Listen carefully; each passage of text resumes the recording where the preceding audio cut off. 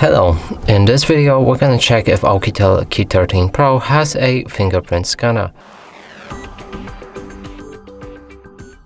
So in order to do this, let's open our settings and from here find the security.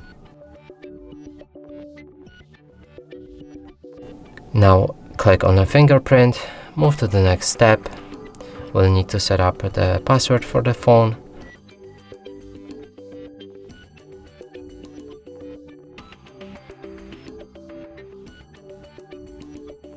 And the sensor is right here.